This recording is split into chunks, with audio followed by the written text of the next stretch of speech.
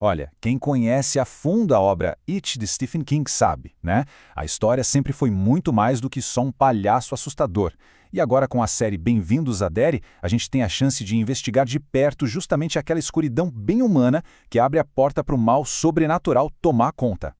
Vamos começar com uma provocação. E se o Pennywise não for o verdadeiro monstro de Derry? Essa é a pergunta central que a série joga no nosso colo.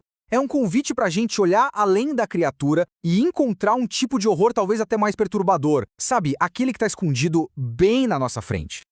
E para responder essa pergunta, a gente vai conhecer uma nova família, os Hanlon. É pelos olhos deles, que acabaram de chegar na cidade lá em 1962, que a gente começa a entender o verdadeiro terror que mora em Derry. Eles são a nossa chave para desvendar a alma doente desse lugar.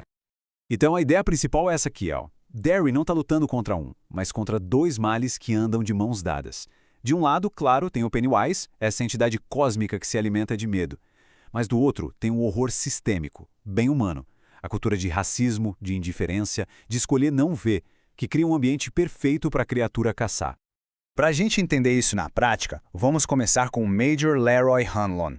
A história dele é um retrato de como o racismo funciona dentro das instituições, sabe? Justamente aquelas que deveriam proteger as pessoas. O Leroy não é qualquer um. Ele é um piloto talentoso, veterano de guerra, um verdadeiro herói. Mas em Derry, parece que nada disso importa muito. Desde o momento em que ele pisa lá, ele é recebido com desconfiança, com uma hostilidade velada. E aquele ataque à noite, aquilo não é só violência aleatória. É uma mensagem bem clara. Você não pertence a esse lugar de poder. E esse é o ponto. A agressão que o Leroy sofre não é só sobre o preconceito de alguns indivíduos. Não, não. É um sintoma de um sistema inteiro que, mesmo que no papel tenha dado uma promoção para ele, na prática não aceita um homem negro numa posição de autoridade. E a coisa fica ainda mais sinistra, viu? A gente descobre que o Leroy não foi parar em Derry por acaso. Ele foi escolhido para uma missão super secreta, a Operação Precepto. E o objetivo, nada menos que localizar e, pasmem, tentar usar como arma a entidade que mata através do medo, o próprio Pennywise. A lógica por trás disso é de uma frieza que chega a dar calafrios. O exército não olha para o trauma de guerra do Leroy com empatia. Pelo contrário, eles veem isso como uma vantagem. O sofrimento dele é ressignificado, transformado numa ferramenta. Aos olhos do comando, ele é o soldado perfeito para ir de frente com um mal cósmico. Ele deixa de ser uma pessoa e vira um instrumento. Agora, vamos mudar o foco para Charlotte, a esposa do Leroy. Porque se ele enfrenta o racismo institucional dentro dos muros da base, ela vai encarar o horror do dia a dia, a apatia que contamina o ar de Derry. Tem uma cena no açougue que é simplesmente devastadora. A Charlotte vê um grupo de garotos espancando outra criança em plena luz do dia. Mas o mais chocante não é nem a violência em si, é a reação dos outros adultos. Nenhuma. Eles ficam parados só olhando, como se fosse um espetáculo. Parte da paisagem normal da cidade. E aí vem a justificativa, o mantra que a cidade usa para lavar as mãos. Ah, são coisas de menino. Uma frase que normaliza a brutalidade, que justifica a omissão e que, no fim das contas, revela a profunda doença moral de Derry. E aqui a gente vê a lógica perversa do racismo sistêmico em ação. Quando a Charlotte é a única que faz alguma coisa, o problema, de repente, vira ela. A agressão é esquecida e a mulher negra que ousou quebrar o pacto de silêncio da cidade se torna a encrenqueira. E claro, esse conflito todo acaba respingando dentro do casamento deles. O Leroy, que já está machucado pelo sistema, acredita que o melhor é ficar na sua, baixar a cabeça para sobreviver. Já a Charlotte, que tem um histórico de ativismo, sente que ficar em silêncio é ser cúmplice. Isso não é só uma briga de casal, gente. É um debate político real sobre como resistir num lugar tão hostil.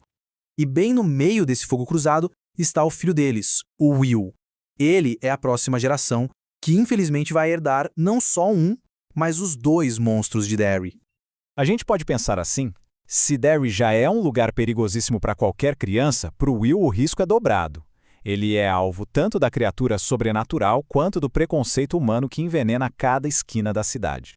Mas no meio de tanta escuridão, a amizade do Will com o Ronnie, outra criança que já sofreu na mão de Pennywise, é um pequeno feixe de luz. Essa conexão já é um eco do que viria a ser o Clube dos Perdedores, um grupo de excluídos que se une porque entende que os adultos não vão salvá-los. É o comecinho de uma longa tradição de resistência. Ok, Então, vamos juntar todas as peças agora. Como exatamente o racismo da cidade e a criatura dos esgotos se alimentam um do outro? Aqui está o pulo do gato. A cultura de não ver, de fingir que não é com você, que já servia para proteger o racismo, é exatamente a mesma cultura que deixa o Pennywise caçar livremente. Pensa só, os adultos de Derry já eram especialistas em ignorar o mal que vinha das pessoas. Eles se treinaram para não ver a violência, para não intervir. Essa cegueira para o racismo é o que os torna igualmente cegos para o monstro. Esse ambiente todo cria o ecossistema perfeito para um predador como Pennywise. Uma cidade que ensina suas crianças que elas estão sozinhas, que o medo delas não importa e que nenhum adulto vai ajudar. Bom, é uma cidade que basicamente serve suas crianças numa bandeja de prata para um monstro. E é assim que tudo isso nos leva diretamente ao legado da família Hanlon, explicando a origem de um dos heróis mais importantes da história original de It. O que a gente vê aqui é uma herança de resistência passada de geração em geração. O papel do Mike Hanlon, que quem lê o livro ou viu os filmes conhece como o guardião da memória do Clube dos Perdedores, não surge do nada. Foi uma herança. Ele vem de uma família que aprendeu, do jeito mais difícil, que é preciso olhar o mal nos olhos porque ninguém mais vai fazer isso por eles. Resumindo, a família Hanlon funciona como a consciência moral de Derry. Eles são a força que luta contra a principal tendência da cidade, a de esquecer, de ignorar e de deixar que o mal, seja ele humano ou sobrenatural, continue seu ciclo de destruição sem fim. E a gente termina com essa reflexão. Em uma cidade que faz um esforço consciente para não enxergar o horror que acontece bem debaixo do seu nariz, será que realmente importa se o monstro é humano ou não? Talvez o verdadeiro terror seja a própria cegueira.